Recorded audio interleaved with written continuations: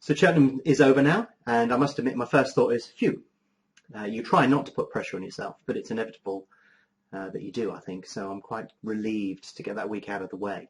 You know, the really big weeks don't come around that often, and you feel you need to perform. And sometimes that's not within your grasp. You can't control what's going to happen. So just one mistake or the market acting a bit weird or something unusual happening can really throw the whole thing out.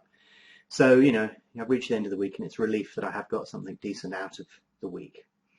You know, it could have gone better, could have gone a lot worse. So overall, I'm pretty happy with the way that it went. No records set in either direction, thankfully. So it went pretty well. And Friday went fairly well. It wasn't as stable as the other days, which was a bit of a surprise. So it felt more like Wednesday than it did Tuesday or Thursday. And, you know, there was a lot of money around that you'd expect. But there were some, you know, weird moments that occurred within the market. But overall, I was very happy with the day. It went pretty well. On the Gold Cup, I was determined to get a decent result out of it. So I really went for it on that and managed to get just over 700 before the off.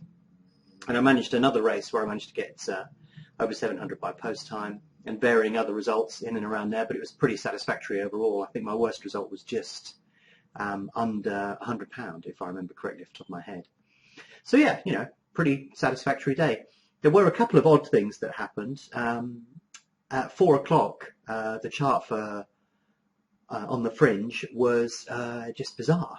You know, there's been a couple of moments like that this week at Cheltenham where it should be impossible for this to happen, but on the fringe, I remember saving the chart and it just had on the fringe 1600 WTF question mark, question mark, question mark, because it just went, and really that should be impossible at Cheltenham. There should be absolutely no way that that should happen. Difficult to explain why that is. I'm going to go back and look at the video and get a detailed understanding of exactly what happened there and what caused it to ping and then what happened thereafter. So not sure about that. Very strange. And then in the Grand Annual at 5:15, Next Sensation did a similar thing.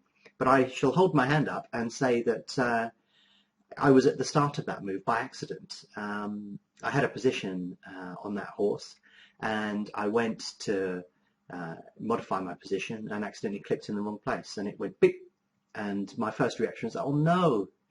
But remarkably, the market just went straight afterwards. So that was interesting as well. So the fact that I was involved in that at that particular point in time means that I'll go back and have a good look at that. So, you know, if you did get caught out in that, apologies. I may have accidentally started that move. But overall, you know, I'm pretty satisfied with the way that everything went. And it turned out to be a pretty good day, had some cracking results. The week as a whole went okay as well, you know, pretty satisfied with that. There were some big races in there that I managed to do, not only in terms of the result, but in terms of turnover as well. So very often, although I'm saying this off to my head, I definitely did see at least once a race that I was turning over 6 figures on. And when you realise that you're doing those numbers, you don't realise at the time. You only get to see this sort of stuff in your ear. And all of the analysis and detail of what happened last week I'm going to do at the beginning of next week. But I'll also, you know, have a good look around at all the data, probably post a few things up on the blog and go from there, see what I can learn from this year's experience. And now we go into a bit of a lull before we get off to the next big meeting, which is the Aintree Grand National meeting. But, you know, weeks like this are the exception to the rule. Most of the money that you have the potential to earn is in the bread and butter meetings, which make up the vast majority of the cards. So it's back to that next week. I may take a bit of a break at the beginning of next week. But I hope you enjoyed the little videos that I put up this week to talk you through what happened at Cheltenham.